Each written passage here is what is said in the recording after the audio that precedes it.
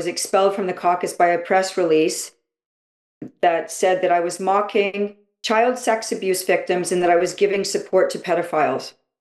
Wow, Dallas. Well, I have to thank you so much for providing your testimony as to what got you through that and to that point. And I know it can, 2 years ago, I was doing a speaking tour on the island, and I as well hadn't hardly used social media a whole lot. And the report from the RCMP came out regarding the missing and murdered women on the government's website, proving that 86% of the murders had actually happened within their community themselves. They were killing each other.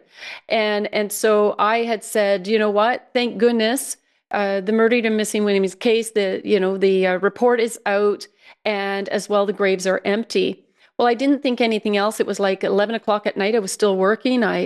2 weeks later, I'm on this trip on the island heading into Port Alberni.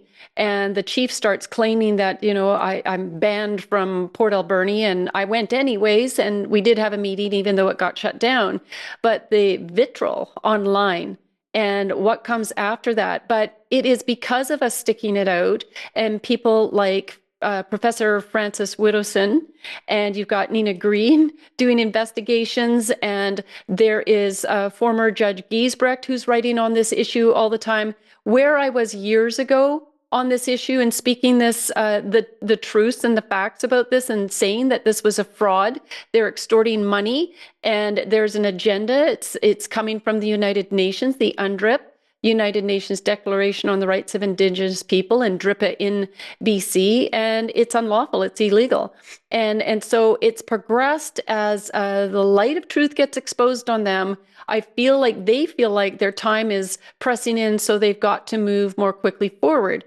And if the likes of David Evie, and I'm going to include John Rustad in this, if they hadn't been undergirding this and facilitating it, it would never have gotten to this point.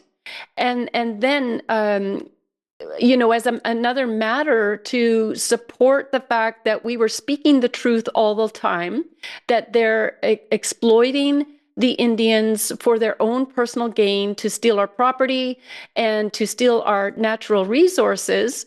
And the other report has now come out from the RCMP that was done between 1995 and 2003. There was an 8-year investigation. And it was supposed to be on these so-called sexual abuse, like you say, that you're, supporting pedophiles and sexual abusers. Well, the report came out and said no.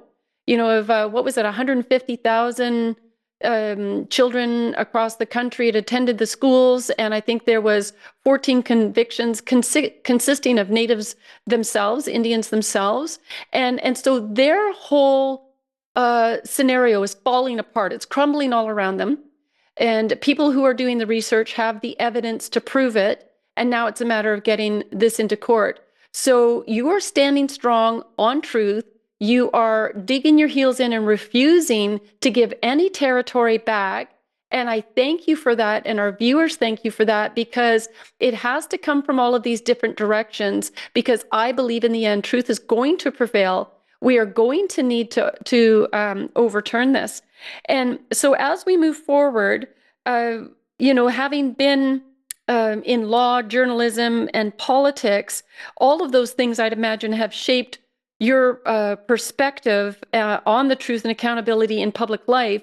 But as party leadership had demanded you delete those tweets, and you just were adamant that you were not going to accommodate them in those ways, we can see that must have been a really difficult decision to make.